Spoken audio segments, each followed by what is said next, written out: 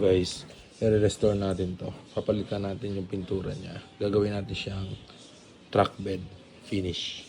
Gamit yung Samurai paint at track bed 2K series. Ang ginagawa ko muna ay wet sanding muna na 100 grit. So, update ko kayo mamaya. Sorry Yana, pero kailangan ko ito gawin.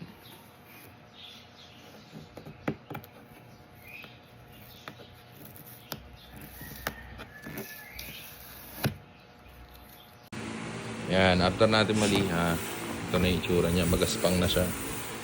Para kumapit yung pintura. Yan yung itsura niya. Okay. Tapos yan, tatakpan na natin lahat ng mga hindi dapat pinturahan. Ito, yung foam, tsaka ito. Let's go.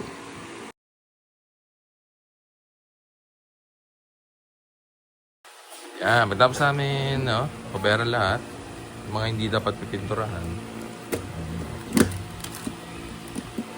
Yan. Diba? All goods na. Activate naman natin to. Ito na yung i-activate natin. So, instruction dito ay kailangan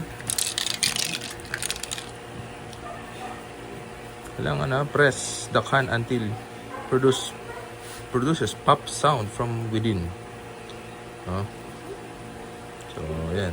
Kaya lang natin itong instruction. Kailangan straight lang to, diba? Then, kailangan mayroong pop sound. Yun. So,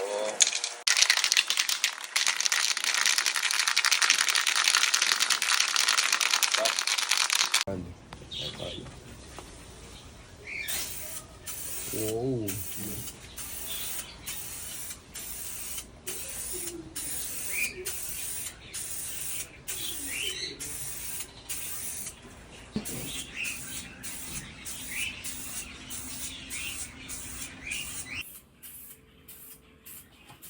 So.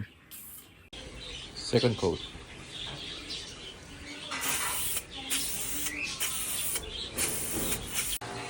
Ito na yung finished product.